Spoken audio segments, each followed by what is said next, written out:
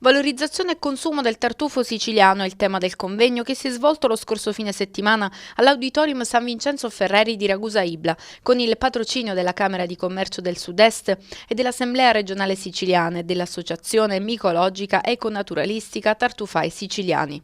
Nell'ambito del convegno è stato illustrato il disegno di legge numero 496, presentato all'Arse già in commissione, recante norme in materia di raccolta, coltivazione, commercio a tutela del consumo dei tartufi nella regione siciliana, del quale è il primo firmatario l'onorevole Nello Di Pasquale. A cavallo tra la provincia di Ragusa e di Siracusa sono delle aree dove il tartufo siciliano è presente ed è anche di buona qualità. Questa norma, la 496, questa legge che nasce dalla condivisione e dal lavoro fatto dal mondo della micologia, dal mondo dell'associazionismo appunto micologico, dei raccoglitori, del mondo dell'università, nasce appunto per valorizzare, per tutelare quello che è un prodotto e un altro brand della Sicilia, perché se noi non lo valorizziamo e lo perdiamo, non riusciamo a tutelarlo e ritornare a valorizzarlo, rischiamo di perdere un'altra occasione.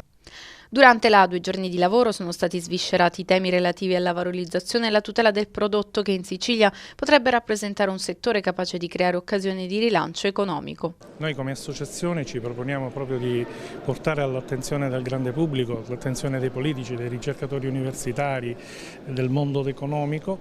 le esigenze proprio dei raccoglitori e di coloro che desiderano avviare una coltivazione del tartufo, perché è una risorsa preziosa, è una risorsa che deve essere valorizzata, che in Sicilia è poco conosciuta, ma che ha una diffusione che noi speriamo possa rapidamente svilupparsi ed evolversi ed essere occasione di lavoro per molte persone, per molti giovani soprattutto e per molti operatori del settore agrario appunto. L'obiettivo prioritario è quello di fare conoscere ai siciliani che abbiamo un ottimo tartufo,